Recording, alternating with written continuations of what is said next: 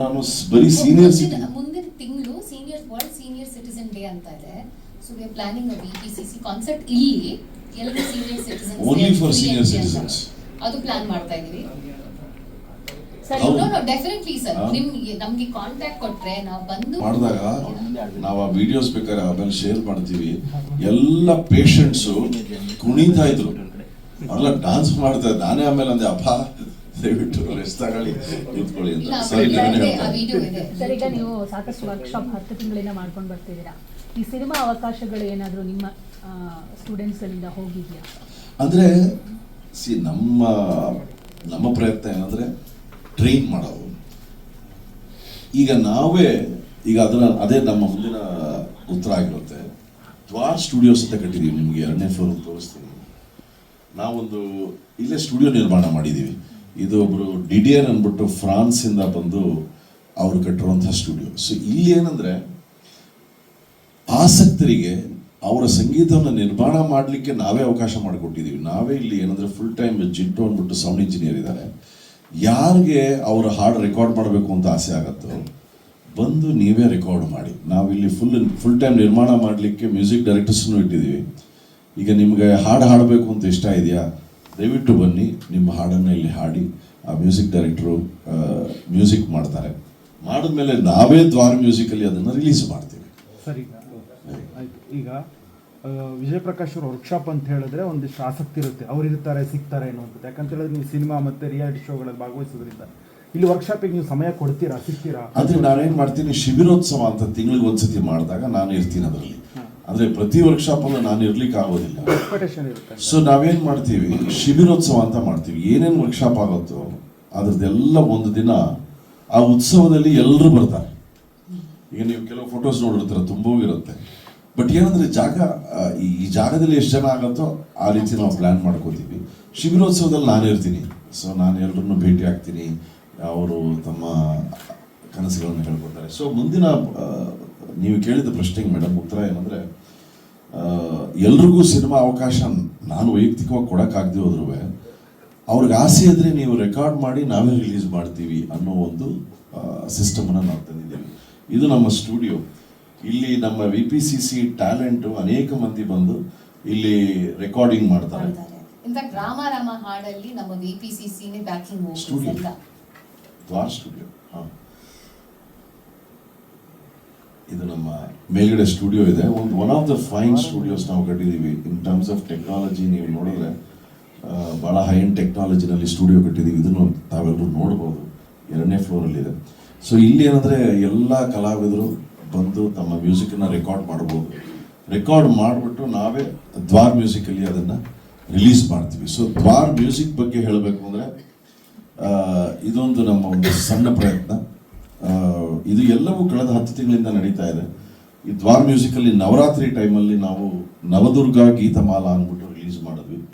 ಇದರಲ್ಲಿ 9 ದಿನಗಳಿಗೆ 9 ಹಾಡನ್ನು ನಾವು ರಿಲೀಸ್ ಮಾಡಿದ್ವಿ. ನಾನು ಹಾಡಿದೆ, ಅನುರಾಧ ಭಟ್ ಅವ್ರು ಹಾಡಿದ್ದಾರೆ, ಮತ್ತು ಶಂಕರ್ ಮಹಾದೇವನ್ ಅವರು ಹಾಡಿದ್ದಾರೆ. ಇದಕ್ಕೆ ನಮ್ಮ ಶಿವಶ್ರೀ ಅವರು ಹಾಡಿದ್ರು, ರಾಜೇಶ್ ಕೃಷ್ಣನ್ ಅವರು ಹಾಡಿದ್ದಾರೆ, ಪ್ರಿಯಾಂಕಾ ಬರ್ವೆ ಅಂದ್ಬಿಟ್ಟು ಹಾಡಿದ್ದಾರೆ, ಕೀರ್ತನ್ ಹೊಳ್ಳ ಅವರು ಹಾಡಿದ್ದಾರೆ. ಇವರೇ ಕಂಪೋಸ್ ಮಾಡಿದ್ದು ಕೂಡ, ಲಕ್ಷ್ಮೀ ನಾಗರಾಜ್ ಅವರು. ಸೊ ಇದು ಅನಿರುದ್ಧ ಐತಾಳ್ ಅವರು ಹಾಡಿರೋದು. ಅನ್ನೋದನ್ನ ನೀವು ಒಂದು ವೇಳೆ ನಾನು ಏನಂದ್ರೆ ಈ ಮಾಧ್ಯಮದ ಮೂಲಕ, ಈ ಒಂದು ಪತ್ರಿಕಾಗೋಷ್ಠಿ ಮೂಲಕ ಎಲ್ಲರಲ್ಲೂ ನಾಡಿನ ಜನತೆಯಿಂದ ನಾನು ಪ್ರಾರ್ಥನೆ ಮಾಡೋದೇನೆಂದ್ರೆ, ದ್ವಾರ್ ಮ್ಯೂಸಿಕ್ನ ನೀವು ಸಬ್ಸ್ಕ್ರೈಬ್ ಮಾಡಿದ್ರೆ ಎಲ್ಲ ಹಾಡುಗಳನ್ನು ಕೇಳ್ಬೋದು, ಮತ್ತೆ ಎಲ್ಲ ಕಲಾವಿದರಿಗೆ ತಾವು ತಮ್ಮ ಪ್ರೋತ್ಸಾಹವನ್ನು ನೀಡ್ಬೋದು. ಇದೊಂದು ಬೆರೆತು ಅಂತ ಒಂದು ಹಾಡು ರಿಲೀಸ್ ಮಾಡಿದ್ವಿ. ಯೂಟ್ಯೂಬ್ ಚಾನೆಲ್ ಇದೆ, ಮತ್ತೆ ಎಲ್ಲ ಕಡೆ ಸ್ಪಾಟಿಫೈ ಎಲ್ಲ ಸ್ಟ್ರೀಮಿಂಗ್ ಚಾನೆಲ್ ಅನ್ನು ನೀವು ಅದು ಹಾಡುಗಳನ್ನು ಕೇಳಬಹುದು. ಆಸಕ್ತಿ ಇರೋರು ಬರ್ಬೋದು ಅಂತ ಕೈಗೆಟಕುವ ಬೆಲೆಯಲ್ಲಿ ಹೆಂಗಿರುತ್ತೆ ಸರ್? ಈಗ ಹಳ್ಳಿ ಪ್ರತಿಭೆಗಳೇ ಜಾಸ್ತಿ. ಈಗ ನೀವು ಹೆಂಗೂ ರಿಯಾಲಿಟಿ ಶೋಗಳು ಗಮನಿಸಿರ್ತೀರಾ, ಅಲ್ಲೆಲ್ಲ ಬರುವಂತರು ಹಳ್ಳಿ. ಸೊ ಏನಂದ್ರೆ ನಮ್ಮಲ್ಲಿ ಒಂದು 700 ರೂಪಾಯಿ ಇಟ್ಕೊಂಡು ಮನೆಯಿಂದ ಹೊರಗೆ ಬಂದವರು. ಸೊ ಇವತ್ತು ಇಷ್ಟು ಹಂತವಾಗಿ ಬೆಳೆದಿದ್ದೀರ ಅಂದ್ರೆ ನಿಮ್ಗೆಲ್ಲ ಕಷ್ಟಗಳು ಗೊತ್ತಿರುತ್ತೆ, ಎಷ್ಟು ಹಂತವಾಗಿ ಎಷ್ಟು ಕಷ್ಟಪಟ್ಟು ಬಂದಿದ್ದೀರ ಅಂತ. ಸೊ ಈಗ ಬಡವರು, ಬಡ ಮಕ್ಕಳು ಇರ್ತಾರೆ, ಅವ್ರಿಗೂ ಆಸಕ್ತಿ ಇರುತ್ತೆ. ಅವ್ರಿಗೆ ನಿಮ್ ಕಡೆಯಿಂದ ಈ ಅಂದ್ರೆ ಎಲ್ಲ ಖಂಡಿತವಾಗಿಯೂ ಆಸಕ್ತಿ ಒಂದು ಬಹಳ ಮುಖ್ಯ. ಬಟ್ ಅದಕ್ಕಿಂತ ಮುಖ್ಯ ಪ್ರತಿಭೆ. ಅಂದ್ರೆ ಆಸಕ್ತಿ ಒಂದು ಕಡೆ, ಈಗ ಹಲವಾರು ವ್ಯಕ್ತಿಗಳಿಗೆ ಆಸಕ್ತಿ ಇರುತ್ತೆ, ಬಟ್ ಅದರೊಂದಿಗೆ ಪ್ರತಿಭೆ ಕೂಡ ಇರಬೇಕು. ಸೊ ನಮ್ಮಲ್ಲಿ ಒಂದು ಸಣ್ಣ ಟೀಮ್ ಇದೆ. ಅವರು ಈ ರೀತಿ ಬರುವ ಪ್ರತಿಭೆಗಳೊಂದಿಗೆ ಸ್ಪಂದಿಸ್ತಾರೆ. ಅವರಲ್ಲಿ ಏನಿದೆ ವಿಷಯ, ಅವ್ರಿಗೆ ಏನನ್ನ ಮಾಡ್ಲಿಕ್ಕೆ ಇಷ್ಟಪಡ್ತಾ ಇದ್ದಾರೆ.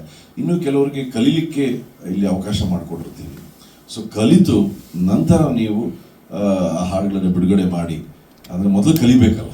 ಸೊ ಆಸಕ್ತಿ ಇದ್ದವ್ರಿಗೆ ಕಲಿಸ್ತೀವಿ. ಆ ಪ್ರತಿಭೆಯಲ್ಲಿ ನಮಗೆ ಇವರ ಹಾಡುಗಳು ಹೊರಬರಬೇಕು ಅಂತ ನಮಗೂ ಅನಿಸಿದಾಗ we will give them support and ಅವ್ರಿಗೆ ಎಲ್ಲ ಫೆಸಿಲಿಟೀಸನ್ನು ನಾವು ಮಾಡಿದ್ವಿ. ಸೊ ಅಲ್ಲಿ ರೆಕಾರ್ಡ್ ಮಾಡ್ತಾರೆ. ಅದಷ್ಟೇ ಅಲ್ಲದೆ VPCC ಟ್ಯಾಲೆಂಟ್ಗಳೇ, ಈಗ ನಾನು ಯಾವುದೋ ಒಂದು ನೆಟ್ಫ್ಲಿಕ್ಸ್ಗೆ ಯಾವುದೋ ಒಂದು ಕೆಲಸ ಮಾಡ್ತಾ ಇದ್ದೆ. ಅದಕ್ಕೆ ಎಲ್ಲ VPCC ಟ್ಯಾಲೆಂಟೇ ಬಂದು ಹಾಡಿದ್ರು.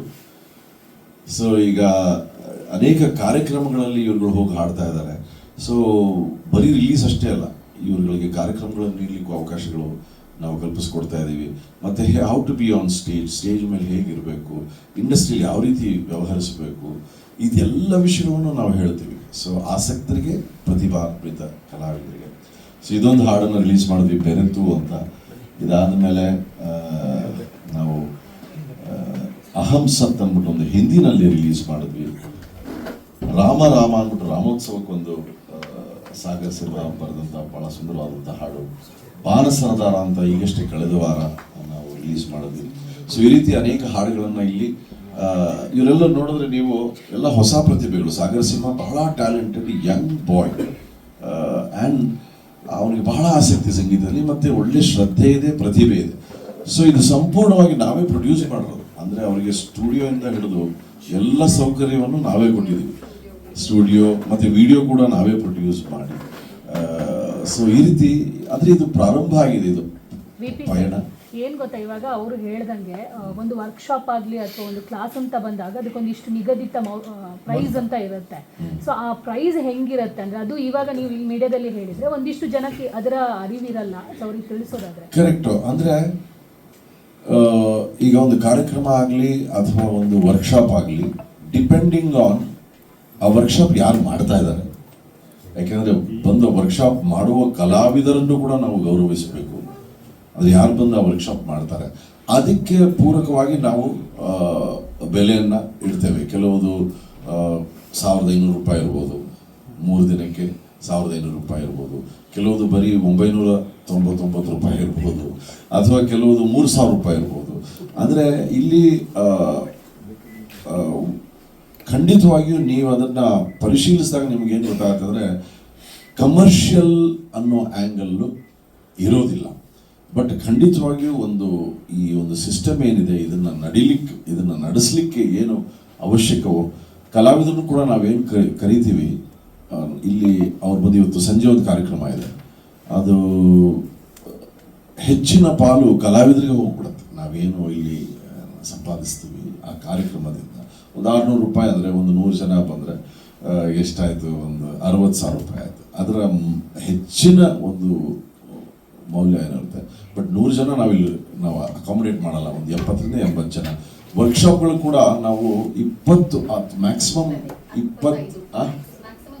20ರಿಂದ 25 ಜನ ಅಂತ ಹೋಗ್ತೀವಿ. ಯಾಕಂದರೆ ಅದು 1-to-1 ಕಲಿಬೇಕು ಅಂದ್ಬಿಟ್ಟು.